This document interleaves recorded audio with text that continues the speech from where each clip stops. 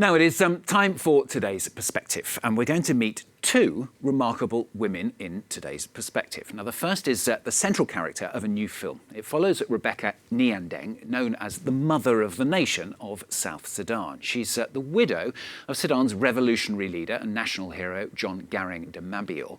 After his death in a helicopter accident in 2005, she continued to fight for his and her beliefs, and she's now vice president of South Sudan itself, the country living under a fragile peace deal signed back in 2018. Now, the other remarkable woman we're going to meet joins me now from Nairobi in Kenya. Akuol de Mabior is, in fact, Rebecca Nyandeng's daughter, and she is also the director of the film called No Simple Way Home. Thanks very much for joining us on the programme today.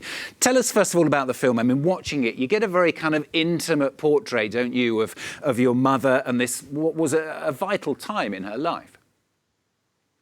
Morning, and thank you for having me. The film is about family, first of all, and about country and our struggle to reconcile the political and the personal coming from a political family.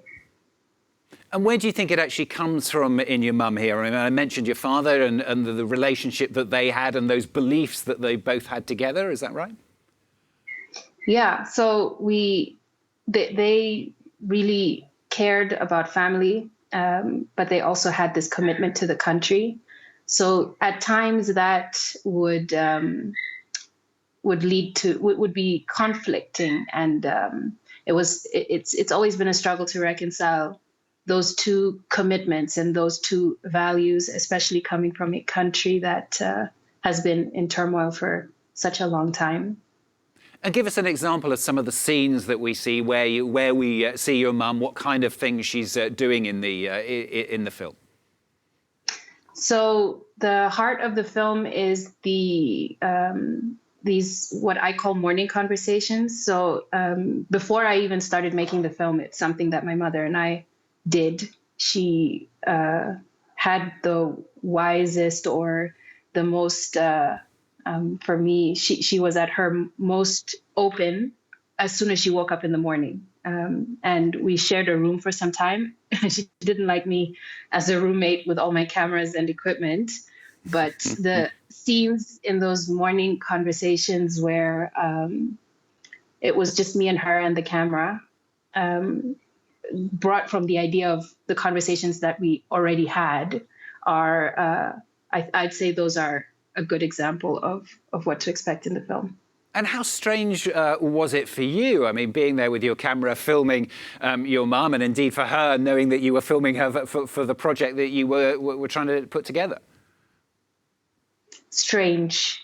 It's like trying to maintain the intimacy and the authenticity of moments with a camera in a room is always strange. It's like a big eye looking at you.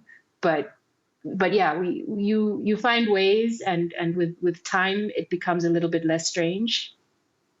And of course, there are difficult moments as well. I mean, as we mentioned, there's very much been this fight for peace within the family, within the country as well. And you kind of get an idea of that, don't you, watching the characters and what they have to go through and how dangerous some of that has been as well.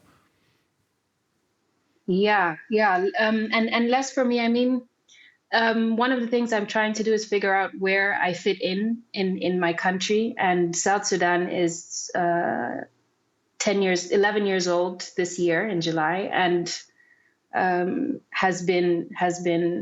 things have been quite tense and chaotic and difficult for the majority of my compatriots. So trying to figure out how to communicate that, how to convey that from my perspective was very challenging. I mean, you were born outside of the country, weren't you, in Cuba? I mean, how good was it to be able to go back to the country once you were able to with the peace deals? We are very patriotic. A lot of us actually were born and raised outside of the country because of the wars. But there is this deep sense of duty and an expectation, I think, for a lot of South Sudanese people to at least try to go home. So I was hoping through the film to to come home as a choice and as a conversation that was not about the duty and the expectation as much as it was about like how we actually feel as, let's say, young people, for example, about going home, without the shame of having concerns about it, or yeah. And not just as young people, as a woman as well. I know that you're very passionate, aren't you, about trying to encourage women within Africa in this kind of field and indeed other fields as well. I'd say I encountered a lot of women, actually, South Sudanese women, while I was making the film, who were so encouraging, who are finding a way to make things work for themselves and for their families in extremely difficult extremely difficult circumstances. So to see them trying is encouraging and makes me feel like I have no excuse. I have to try as well. And you certainly tried with this film. What are your hopes for it? I mean, it's literally just been finished and released, as it were. What do you think people will get out of it if they watch it, and what your hopes for its future are? So we're really happy about its very recent reception. It premiered at the Berlin International Film Festival, and it's currently actually going to be at CPH Docs in Denmark, in Copenhagen.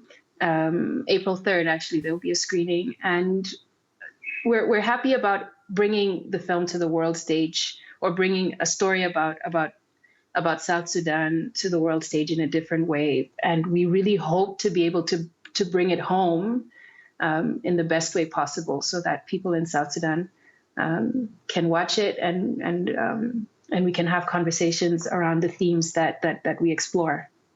Great to have you on the programme today. Thanks very much for talking to us. That's Akuol de Mabior joining us there from where she lives, in fact, in Nairobi in Kenya. But thanks very much.